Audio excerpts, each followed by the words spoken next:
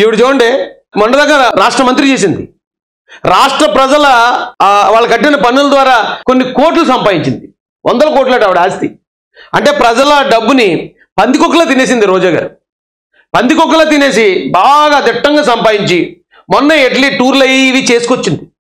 ఇప్పుడు ఇంటి దగ్గర కూర్చుని చక్కగా వెళ్ళి టిఫిన్ చేసేసి స్నానం చేసేసి తలదు వేసుకుని మేకప్ వేసుకుని మంచిగా బొట్టు పెట్టుకుని చక్కగా ఏసీ ఆన్ చేసుకుని ఏదైతే హాల్ మంచి హాల్ ఏది ఉందో చూడండి రా, మంచి కుషన్ ఉన్న చైర్ వేయండి, నాకు ఫ్రీగా హ్యాపీగా కూర్చోవాలేనని ఫ్రీగా హ్యాపీగా కూర్చుని ఎదురుకుంటే కెమెరా పెట్టుకుని ఇప్పుడు బాధపడిపోతుందండి వరద బాధితుల కోసం.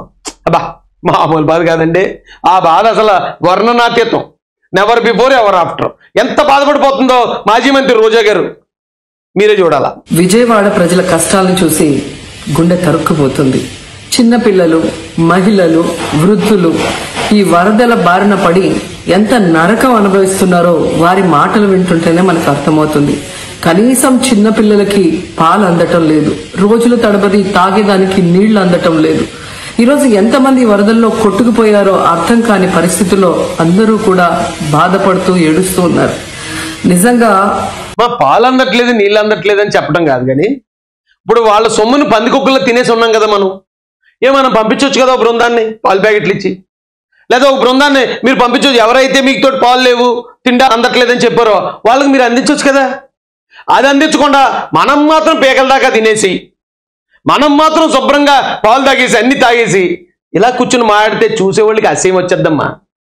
ఆ ప్రజల ద్వారా ఎదిగి ప్రజల ద్వారా పందికొక్కుల్లా తినే ఆస్తులు 100 కోట్లు సంపాదించుకుని కనీసం ప్రజలకి ఇంత కష్టం వచ్చినప్పుడు అంటే ఎవరో సినిమా యాక్టర్లు వాళ్ళు 10 లక్షలు 20 లక్షలు 50 లక్షలు వాళ్ళు కష్టపడిన సొమ్మది వాళ్ళు ఇస్తున్నారు. వైసీపీ నుంచి పందికొక్కులా తిన్న ఏ ఒక్కడన్నా ఇప్పుడు దాకా ఇదిగో సీఎం రిలీఫ్ ఫండ్కి ఈ 10,000 ఇస్తున్నాడు ఒక్కడు ఉన్నాడా? ఆలోచించండి ఒకసారి. ఏది తల్లి ప్రేమ ఏది సవతి ప్రేమ అర్థమైపోద్ది మీకు. ఎంత నీట్గా మేకప్ వేసుకుని మరీ వచ్చిందండి బాధపడ్డానికి రోజా గారు. మొన్న ఎవడో దివ్యల మాధురి గారు మేకప్ వేసుకుని సూసైడ్ అయ్యమాట, అది వేరే కథ అనుకోండి. ఈవిడేమో మేకప్ వేసుకుని వరద బాధితుల కోసం బాధపడడానికి వచ్చింది. ప్రజలు ఇన్ని కష్టాలు పడటానికి, ఇంతమంది ప్రాణాలు పోవటానికి ఈ రాష్ట్ర ప్రభుత్వం కారణం కాదని నేను అడుగుతున్నాను. ముఖ్యంగా మంత్రుల విహారయాత్రలు, హాలిడేస్ ఎంజాయ్ చేయడంలో ఉన్న చిత్తశుద్ధి రాష్ట్ర ప్రజల మీద లేదు అని నేను గట్టిగా చెప్పగలను. ఏమండి ఇప్పుడు కూడా స్క్రిప్ట్ ఇచ్చారండి మనిషికి, స్క్రిప్ట్ చూసి చదువుతుంది. నిజంగా బాధపడడానికి రాలేదు ఈవిడి, సానుభూతి తెలియజేయడానికి రాలేదు, గవర్నమెంట్ మీద విమర్శలు చేయడానికి వచ్చింది. స్క్రిప్ట్ పట్టుకుని స్క్రిప్ట్ పంపించారు. ఇప్పుడు కూడా ఐపాక్ వాళ్ళు స్క్రిప్ట్ ఇచ్చి అమ్మా ఇక ఇలాగ బాగా యాక్ట్ చేయి, నువ్వు ఎలాగ నటివే కాబట్టి నువ్వు కన్నీళ్ళు కూడా కార్చినట్టు, ఇక కాలితే గ్లిజరిన్ కూడా పంపిస్తున్నావు, కొంచెం ఏడ్చినట్టు, అక్కడ ప్రజల కోసం బాధపడుతున్నట్టు అదే సీన్లో అదే సెంటిమెంట్ పండిస్తూ చంద్రబాబు నాయుడు గారు నీ మాట ఎవడమ్మ వినేది, నీ మాట నమ్మేది ఎవరు రోజా? అసలు ఈ ఆంధ్రప్రదేశ్లో కుక్కన్నా నీ మాట వింటదా? రోడ్డు మీద వదిలే పంది నీ మాట వింటదా? నీ మాట నమ్ముతుందా? ఎందుకమ్మా ఇంకా ఎందుకు కష్టపడుతున్నారు మీరు పెర్ఫార్మెన్స్?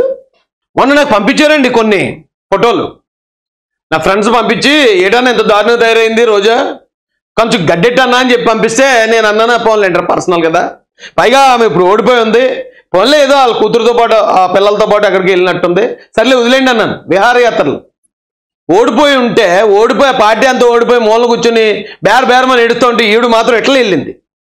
ఇటలీలో ఆవిడ ఎలాంటి గౌన్ వేసుకుని తిరిగిందో మనం అందరం చూసాం, ఆవిడ విహారయాత్రలు ఎలా చేసిందో చూసాం.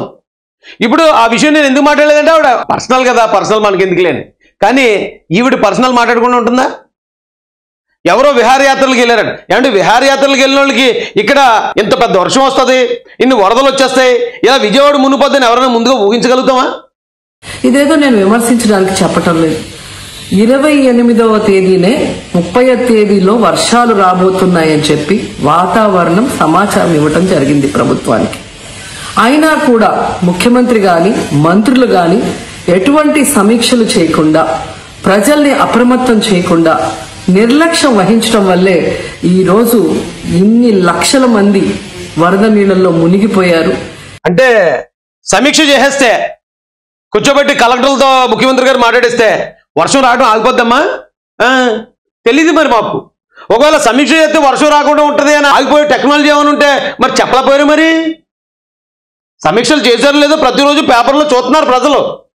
సమీక్ష చేసుంటే వర్షం ఆగిపోను, వరద రాకపోను అంటుంది. అమ్మ, ప్రజల్ని ఎంత ఎర్రోళ్ళు చేస్తున్నారమ్మా బాబు మీరు. ఇంతమంది ప్రాణాలు పోగొట్టుకున్నారు, ఎంతమంది తిండి లేక, కరెంటు లేక, తాగునీళ్లు లేక, పసిబిడ్డలకి పాలు లేక ఎంత అవస్థలు పడుతున్నారో మనం అందరం కూడా గమనిస్తున్నాం.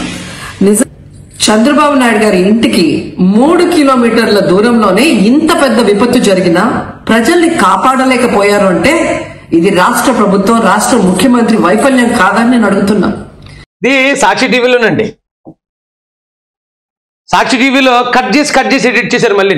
అంటే సెంటిమెంట్ సీన్ కరెక్ట్గా పండించలేకపోతుంది. ఎందుకంటే యాక్ట్ చేసి చాలా రోజులు అయింది కదా, యాక్టింగ్ చేయలేక మళ్ళీ అలా ఏడుతున్నట్టు నడుతుంటే మళ్ళీ నవ్వు చెత్తనట్టుంది, మళ్ళీ నవ్వేస్తుంటే మళ్ళీ కట్ చేస్తున్నారు దాన్ని.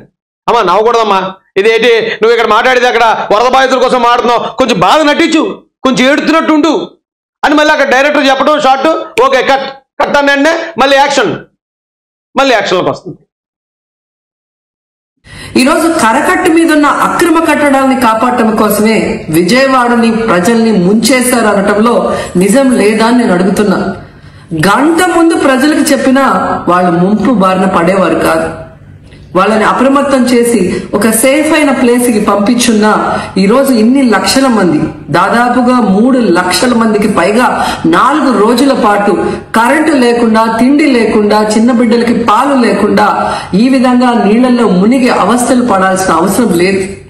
దురదృష్టం ఏంటంటే ఈ రాష్ట్ర ముఖ్యమంత్రి నుంచి మంత్రుల వరకు ఎప్పుడు ఫ్రైడే వస్తుందా, ఎప్పుడు హైదరాబాద్కి వెళ్దామా, లేదా ఎప్పుడు విహారయాత్రలకు వెళ్దామా అని ప్లాన్ చేసుకోవడంలోనే చిత్తశుద్ధిగా ఉన్నారనేది ఈ 5 రోజులు మీరు చూస్తే మీకే అర్థమవుతుంది. దేవుడి దయ వల్ల ప్రాణ నష్టం ఇంకా ఏమీ మన దృష్టికి రాలేదు. అంటే ఇంత పెద్ద వరద వచ్చిన తిలా మునిగిపోయినా కూడా ప్రాణ నష్టం ఇంకా ఏమీ కూడా బయటికి రాకపోవడానికి కారణం చంద్రబాబు నాయుడు గారు చేసిన సేవా కార్యక్రమం కాదంటారు. అక్కడ ఆయన తీసుకున్న కట్టుదిట్టమైన చర్యలు కాదా? ఒక అన్నమయ్య గేటు కొట్టుకుపోతేనే 39 మంది చచ్చిపోయారు. కేవలం జగన్ రెడ్డి ఆ డోర్కి గ్రీజు పెట్టకపోవడం వల్ల. వచ్చి ఏం మాడుతున్నారండి వీళ్ళు? ఏం చేయాలండి ఇలాంటి వాళ్ళని?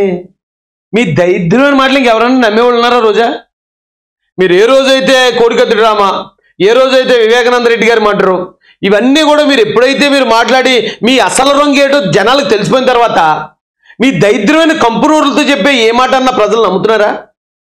ఇది ఎక్కడో ఉండవల్లో ఉన్న చంద్రబాబు నాయుడు గారి ఇంటి కోసం విజయవాడ మునిగిపోయిందా? 30వ తేదీ భారీ వర్షాలు వస్తాయని ముఖ్యమంత్రి గారికి, మంత్రులకి 28వ తేదీనే వాతావరణ శాఖ సమాచారం అందించినా ఎటువంటి సమీక్షలు లేదు, ఎటువంటి ముందస్తు జాగ్రత్తలు లేదు, ప్రజల్ని కాపాడాలన్న చిత్తశుద్ధి లేదు అనేది స్పష్టంగా అర్థమవుతుంది.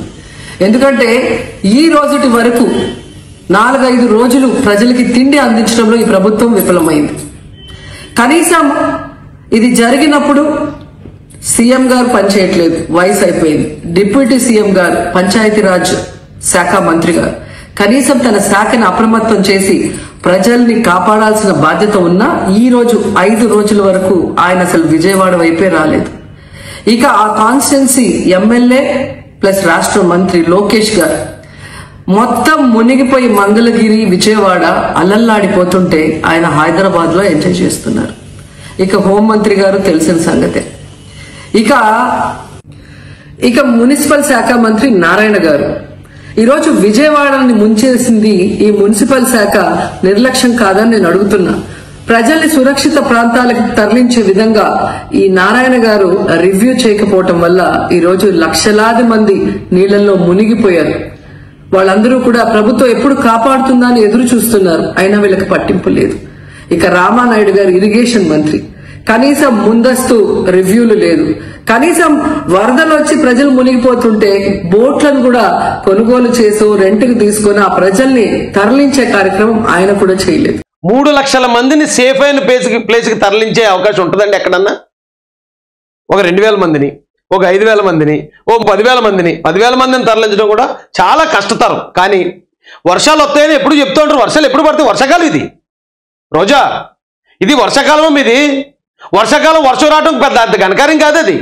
ఓకే వర్షాలు వస్తాయని చెప్పారు, ఓకే వర్షాలు వస్తాయట, ఒకవేళ వర్షాలు వస్తే అది జగన్ రెడ్డి అంటున్నాడు అల్పపీడనం బంగాళాఖాతంలో పట్టిందని తెలిసినప్పుడు జాగ్రత్తగా బంగాళాఖాతంలో పడితే ఎక్కడ రావాలి తుఫాను? వైజాగ్ కొట్టాలి, లేదా కాకినాడ కొట్టాలి, మచిలీపట్నాన్ని కొట్టాలి. ఇలా ఆలోచిస్తారు కానీ ఎక్కడో ఉన్న విజయవాడకు వరదలు వస్తాయని ఆలోచించరు ఎవరుని. అసలు అనుమానం కూడా రాదు ఎవరికైనా. వర్షాకాలంలో వర్షాలు వస్తాయమ్మా రోజా. వర్షాలు వస్తే ఆ వర్షాలను ఆపడానికి ఏం టెక్నాలజీ లేదు.